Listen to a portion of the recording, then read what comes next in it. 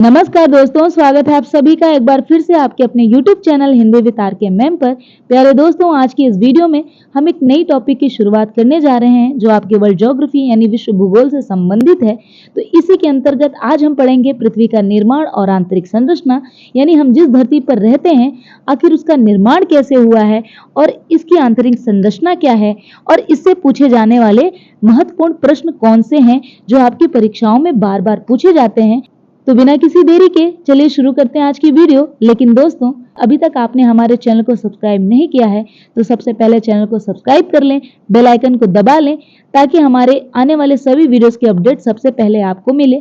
और इस वीडियो को अपने सभी दोस्तों को शेयर जरूर करिएगा। दोस्तों, इस वीडियो में मैंने बहुत मेहनत की है, बहुत आसान भाषा में आपको समझाने की कोशिश की है, तो इसके लिए एक लाइक तो बनता ही है। तो सबसे पहले एक बार लाइक कर दीजिएगा और वीडियो को शेयर कर दीजिएगा। चलिए शुरू करते हैं आज के वीडियो, देखते हैं नेक्स्ट स्लाइड की ओर।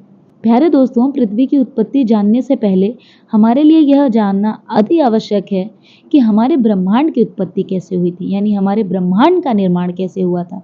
तो इसके लिए अलग अलग वैज्ञानिकों ने अलग अलग सिद्धांत दिए हैं, लेकिन जो सबसे इम्पोर्टेंट है वह है आपका बिग बैंग थियरी, जिसके अनुसार दो तारा आपस में टकरा जाते हैं और एक भयंकर विस्फोट होता है और उससे कई टुकड़े आपस में बिखर जाते हैं, जिससे ब्रह्मांड की क्या हो जाती है, उत्पत्ति होती है, जो लगातार विकसित होती जा रही है अभी भी।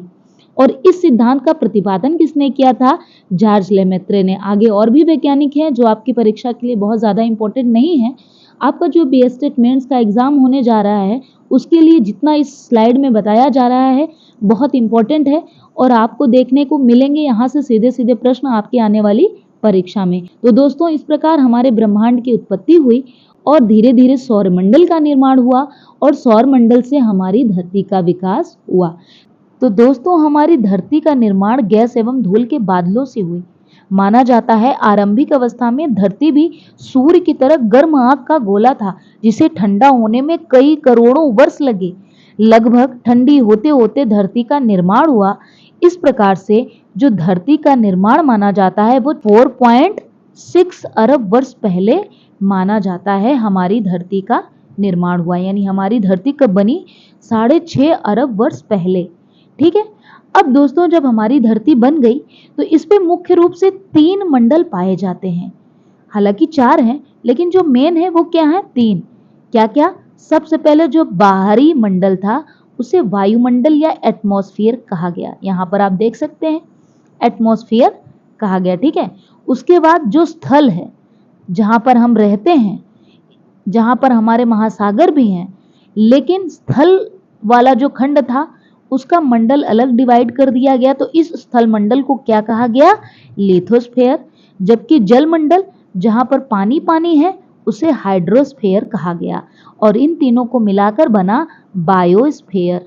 क्या मिला? बायोस्फेयर। यानी संपूर्ण धरती को यदि एक रूप से देखा जाए तो बायोस्फेयर कहा जाएगा, यानी जैव मंडल। ठीक है। आइए देखते हैं नेक्स्ट स्लाइड की ओर। तो दोस्तों, हमने जाना कि हमारी धरती कैसे बनी।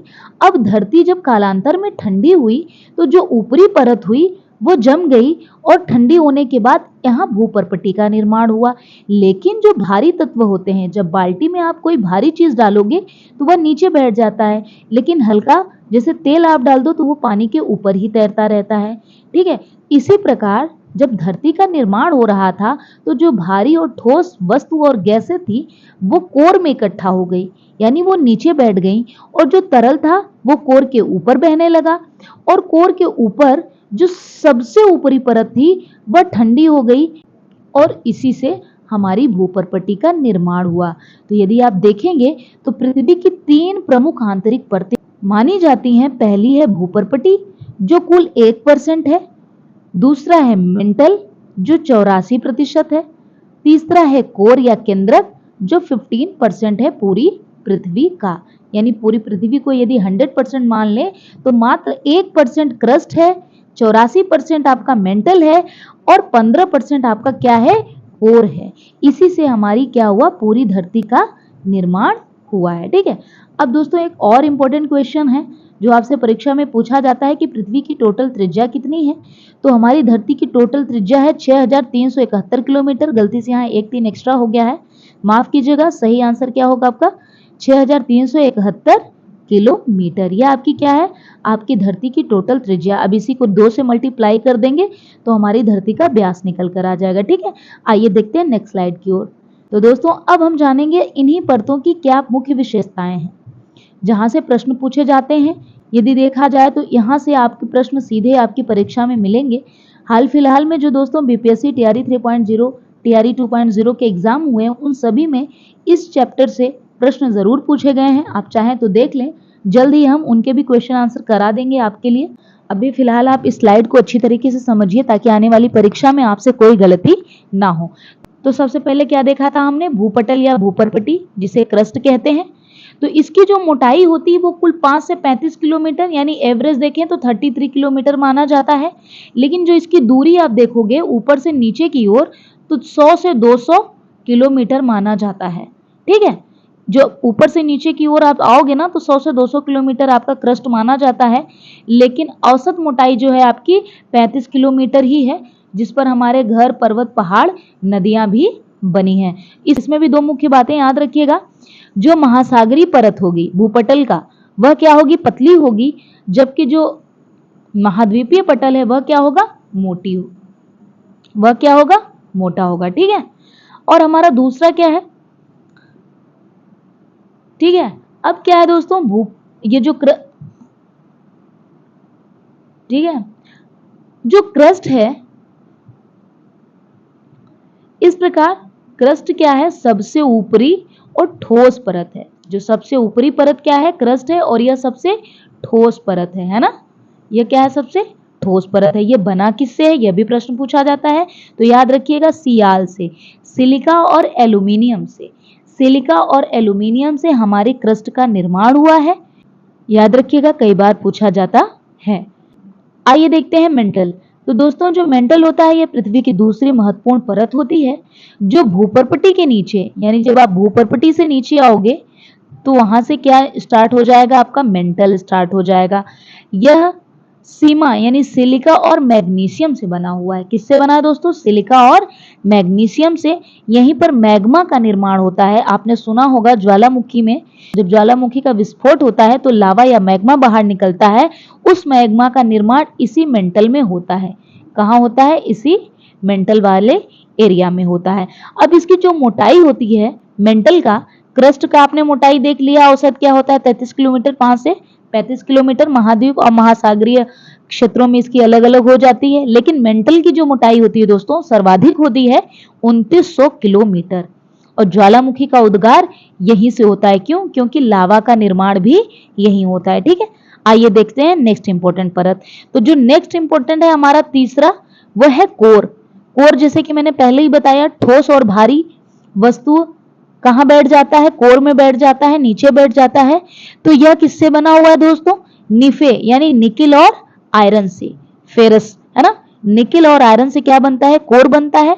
यह सबसे अत्यधिक ताप और दाब वाला क्षेत्र माना जाता है। ठीक है, कुछ और इंपॉर्टेंट फैक्ट्स ये हैं कि क्रस्ट और मेंटल के बीच कौन सी डिसकंटिन्यूटी पाई जाती है, यानी वह कौन सा ऐसा असंबद्धता है जो क्रस्ट और मेंटल को अलग करता है।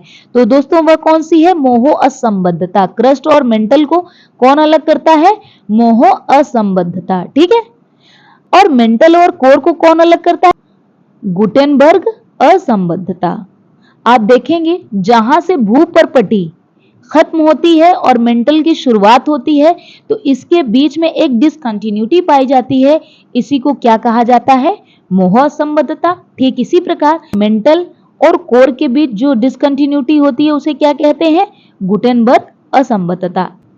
तो यहां से इतने क्वेश्चन आपसे पूछे जाने की पूरी संभावना रहती है, इससे ज्यादा नहीं पूछा जाएगा। आई होप आपको बहुत अच्छी तरीके से समझ में आया होगा। चलिए देखते हैं नेक्स्ट स्लाइड की ओर। तो दोस्तों अभी तक आपने जाना पृथ्वी की आंतरिक संरचना और इसका निर्माण कैसे हुआ। अब इससे पूछे जाने वाले मोस्ट इंपोर्टेंट एमसीक्यू हम देख लेते हैं। तो हमारा पहला क्वेश्चन क्या है, पृथ्वी की सबसे बाहरी परत क्या है। अभी हमने पढ़ा क्रस्ट, मेंटल एंड कोर। तो सबसे बाहरी परत क्या है दोस्तों, आपकी भूपर्पटी। आंसर नंबर सी क्या है आपकी, भूपर्पटी।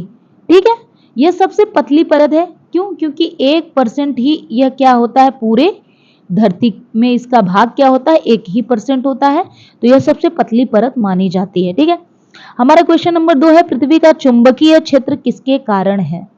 पृथ्वी का चुंबकीय क्षेत्र किसके कारण है दोस्तों? तो हमारा राइट आंसर क्या होगा? बाह्य कोर। अभी हमने बताया जो कोर है इसी में निकिल और फेरस आयरन है, लेकिन जो मेंटल है यहाँ पे कुछ आयन है, या लिक्विड फॉर्म पे है, यहाँ पे आयन का निर्माण होता है, इसी से चुंबकीय क्षेत्र का निर्माण हो जाता है। तो यह बाह्य कोर का क्षेत्र होता है। मेंटल और बाह्य कोर के मध्य ही चुंबकीय क्षेत्र का क्या हो जाता है दोस्तों? निर्माण हो जाता है। तो इसलिए हमारा राइट आंसर क्या होगा? बाह्य कोर। आइए देखते हैं तीसरा क्वेश्चन, कोर के आंतरिक भाग का निर्माण किससे हुआ है? तो कोर के आंतरिक भाग का निर्माण किससे हुआ? जो ठोस तत्व कोर में थे, इकट्ठे हो गए थे, वो क्या थे? आपके निकिल और फेरस। तो हमारा राइट आंसर क्या है दोस्तों? निकिल और फेरस। ठीक है, तो दोस्तों यह थी आज की वीडियो। आपको कैसी लगी कमेंट बॉक्स में जरूर बताइएगा। यदि अभी तक आपने हमारे चैनल को सब्सक्राइब नहीं किया है तो सब्सक्राइब कर लीजिएगा और अपने सभी दोस्तों को इस वीडियो को शेयर करिएगा, कमेंट करिएगा, लाइक करिएगा। तो मिलते हैं फिर नेक्स्ट वीडियो में कुछ नई जानकारी के साथ। तब तक के लिए धन्यवाद। जय हिंद।